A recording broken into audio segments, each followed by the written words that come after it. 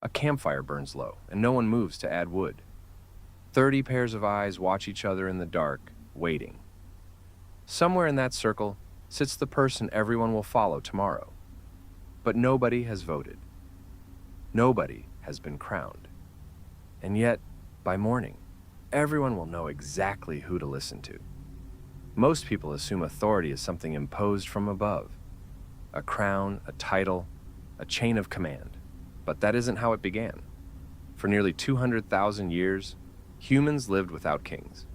No thrones, no inheritance, no armies enforcing obedience, and still, every hunter-gatherer band on Earth had someone people turned to when a decision mattered. So the question becomes strange the moment you sit with it. If there were no elections, no bloodlines, no laws of succession, how did anyone rise above the rest at all? Across dozens of foraging societies studied around the world, researchers kept noticing the same unexpected pattern. These groups weren't without guidance, but the way they handled it was something almost more unsettling than having no guidance at all. They were allergic to anyone who wanted to rule them. The moment a man began acting like a boss, ordering others around, hoarding meat, demanding deference, the group turned on him. Not with violence at first, with mockery, with gossip, with quiet exclusion from the fire. Watch it happen once, and it looks like an accident. Watch it happen in band after band, continent after continent, and it stops looking like an accident. It starts looking like a design. This pattern shows up so consistently in societies separated by oceans and thousands of years that anthropologists eventually gave it a name. Among them was Christopher Baum, who spent decades documenting these dynamics among groups like the Hadza of Tanzania and the Jew Huanzi of the Kalahari. He called what he found a reverse dominance hierarchy. Instead of one man controlling the group controlled anyone who tried. This is the part that reframes everything. We tend to imagine our ancestors as simple, waiting for someone strong to take charge. But the evidence suggests the opposite. Early humans weren't passively accepting a ruler.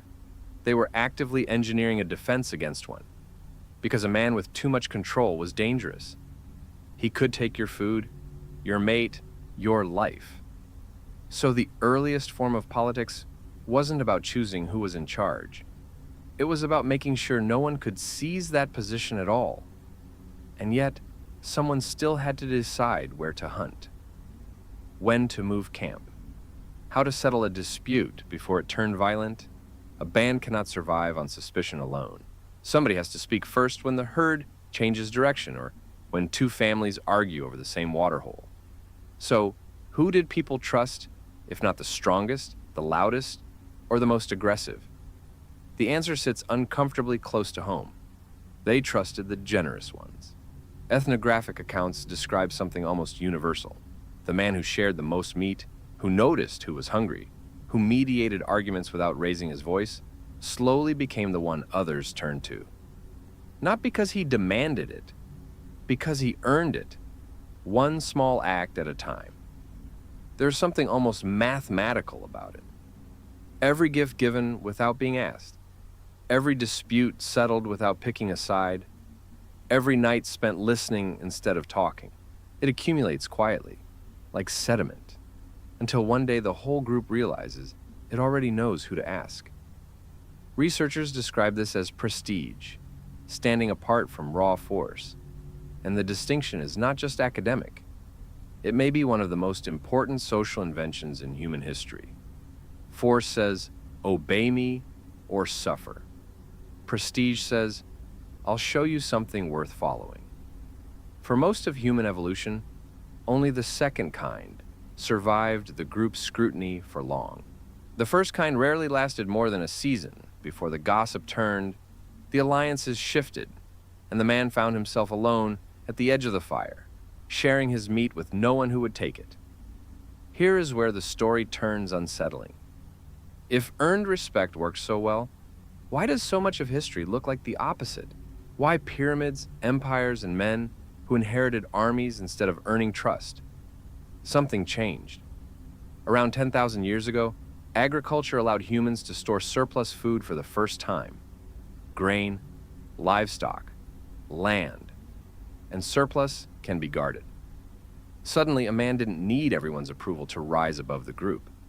He only needed enough loyal enforcers to protect what he had already taken. Loyalty itself could now be purchased, rather than earned, one granary at a time. A hungry follower will forgive a great deal as long as the grain keeps flowing. The old defense against control, the gossip, the mockery, the quiet social exile, stopped working once one man had soldiers instead of neighbors. You cannot shame a king who no longer needs your approval to eat.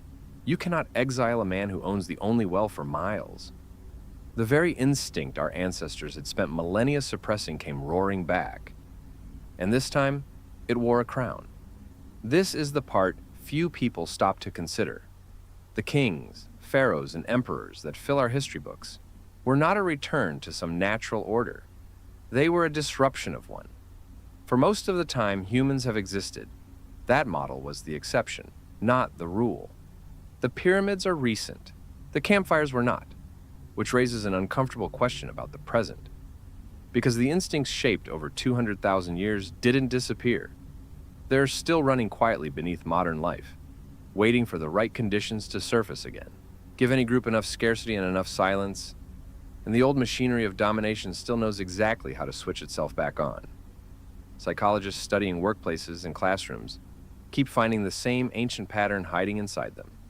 People still resent a boss who controls through fear, even when a paycheck depends on their silence. People still gravitate, almost involuntarily, towards someone who shares credit, protects the group, and asks before commanding, even when nothing forces them to. We call it good leadership now. Our ancestors would have called it survival. Somewhere in your own life, you have likely felt both instincts firing at once. The urge to resist someone trying to control you, and the pull towards someone who simply, quietly, earns your trust. Think of the manager everyone secretly undermines, and the one everyone quietly protects. The mechanism behind both reactions is the same one that once decided who ate first around a fire. That tension isn't a personality quirk. It is a fossil, a behavioral relic from 100,000 campfires, where the wrong kind of guide could get you killed, and the right kind could keep you alive.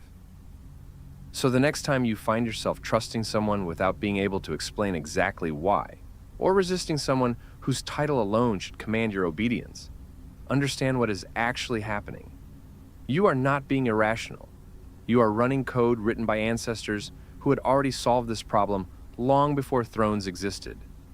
Every instinctive judgment you make about a new authority figure in the first few seconds of meeting them is a calculation older than language itself.